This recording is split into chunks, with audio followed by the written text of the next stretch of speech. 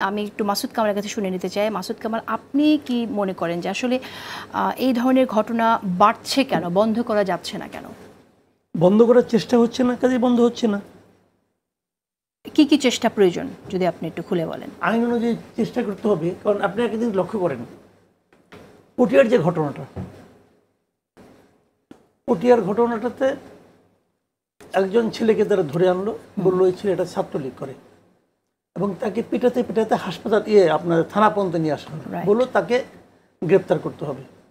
OC বললেন যে তাকে আমরা গ্রেপ্তার করবো কিসের, তার বিরুদ্ধে তো কোনো মামলা নেই, এবং সে কিন্তু পটিয়ার ছেলেও না, অন্য একটা জায়গা থেকে সে পটিয়া বেড়াতে এসেছিল।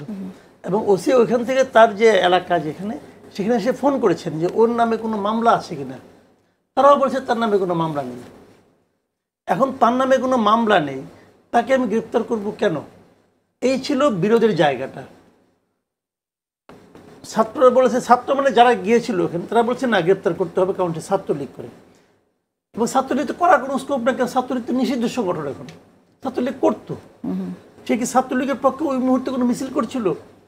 ছাত্রলীগের পক্ষে ওই মুহূর্তে সে কোনো বক্তব্য দিচ্ছিল? সে শহীদ মিনার এলাকায় ছিল, ওখান থেকে তারা ধরে নিয়ে আসছে। এখন এটা কেন করলো না, এটাকে কেন্দ্র করে দুই পক্ষে কথা কাটাকাটি এবং থানায় ভাঙচুর করা হয়েছে। দেখলাম ছবি টবি, থানায় ভাঙচুর করা হয়েছে, পুলিশ লাঠিচার্জ করছে, 19 জন না কজন আহত হয়েছে। এখন এটা বিভিন্ন কারণে কিন্তু হতে পারে। আপনি কি করলেন? আপনি ওসিকে প্রত্যাহার করে নিয়ে আসলেন। মেসেজটা কি গেল? মেসেজটা গেল, পুলিশকে বলা হলো তুমি এই ওসি যা করেছে তা করো না, তা করলে তোমাকে আমি প্রত্যাহার করে নিয়ে আসবো। আশকারাটা কাদেরকে দেওয়া হলো? না, কিন্তু এই ওসি যে কাজটা করেছে সেটাকে আপনি সমর্থন করেন কিনা? আমার সমর্থন করা না করা কোনো ব্যাপার না এখানে। আমি তো ভাই দূরের থেকে দেখতেছি, আমি ভুলও দেখতে পারি, যা দেখা যায় তাই তো না, এর বাইরেও কিছু থাকতে পারে। করতে পারতো, একটা ইনকোয়ারি কমিটি করতে পারতো, অনেক কিছু করতে পারতো। সেই ঘটনার প্রেক্ষিতে একটা ছেলে, ওর নাম হলো অয়ন, সে ফেসবুকে স্ট্যাটাস দিয়েছে যে পটিয়ার ওসিকে ফাঁসিতে ঝোলানো এখন জায়েজ হয়ে গিয়েছে। আমি একটা স্ট্যাটাস দিলাম আপনার ব্যাপারে যে আপনি এমন এমন প্রশ্ন করেন, আপনাকে ফাঁসিতে ঝোলানো এখন জায়েজ হয়ে গিয়েছে। এটা বলার মাধ্যমে আমি কি কিছু লোককে আপনার বিরুদ্ধে উস্কে দিচ্ছি না? এটা কি একটা ক্রিমিনাল অফেন্স কিনা আপনি আমাকে বলেন। সে অয়ন কিন্তু এলেবেলে কেউ না, সেই যে এনসিপির যে ছাত্র সংগঠন আছে তার যুগ্ম সদস্য সচিব, তার বিরুদ্ধে কোনো অ্যাকশন নেওয়া হয়েছে। এনসিপির আরেকজন লোক, সে বলেছে যে পটিয়া থানাকে এখনো কেন মাটির সঙ্গে ঘুরিয়ে দেওয়া হয়নি, মিশিয়ে দেওয়া হয়নি, প্রকাশ্যে লিখছে। তার ব্যাপারে কোনো অ্যাকশন নেওয়া হয়েছে? হয়নি তো নেওয়া।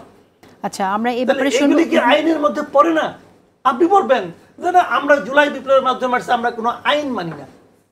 বলতে পারেন ভাই, আপনি আপনার হাতে ক্ষমতা আছে, বলতেই পারেন, কোনো সমস্যা নাই।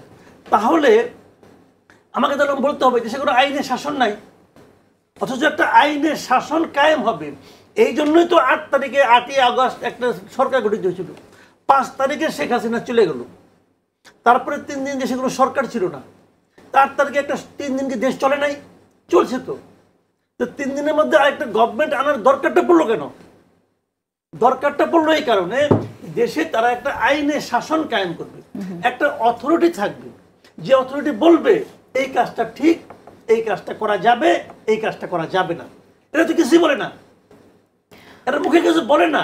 যেটা করে সেটা হলো মবের পক্ষে যায়, আশকারা দেওয়া হয়। গভর্নমেন্ট আশকারা দিচ্ছে, মব হচ্ছে। আচ্ছা, আমি আসবো আবার।